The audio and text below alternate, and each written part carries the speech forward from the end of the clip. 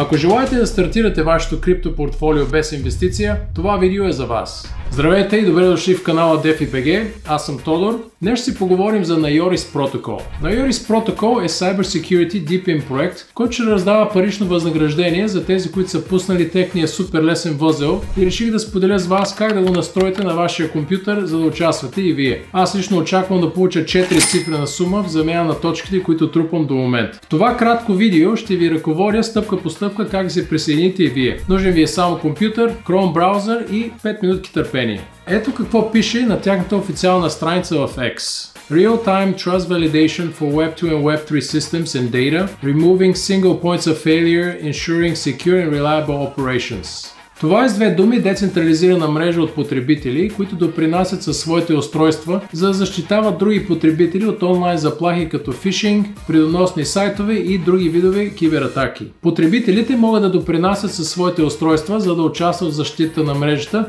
и в замяна трупат точки, които ще бъдат обърнати в криптотокени с парична стойност. Тази парична стойност ще се разбере при Token Generation Event или тогава, когато стартира главната мрежа на Nayoris. Сега, нека разгледаме финансирането на протокола. Nayoris Protocol имат набрани около 11,5 милиона долара от големи инвеститори като Draper Associates, Expert Dojo, Holden и други. Това не е никак малка сума за протокол от това становище в криптосферата. Сега нека да не губим време и да пристъпим към същинската част. Как да участваме? Първата стъпка, която е нужна да извършите, е да инсталирате техния Chrome браузър портфейл. Понеже аз вече имам такъв, ще си сложа думите тук сега. Тъй като вие създавате чисто нов портфейл, запишете думите си и не ги споделяте с никой. След това е нужно да отбележите тук горе, за да не ви стои скрита иконката. За да инсталирате възела ще ви е нужен код. Можете да копирате кода, който съм поставил долу в описанието на видеото. След като сте готови, свържете портфейла си и след това стартирате тестнет възела.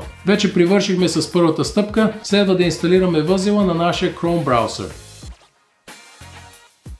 След като е инсталиран, отново отбележете иконката горе вдясно да ви е винаги наяве. Кликнете на иконката и ще ви се появи вашия дашборд. Тук ще намерите вашите earnings, rewards и всичко останало. Сега нека се върнем обратно на страницата с стъпките. Следва да свържем нашия X профил. И за последно последвайте Nayoris Protocol в X. За да сме сигурни, че възел работи, проверете дали копчето е отбелязано отдясно.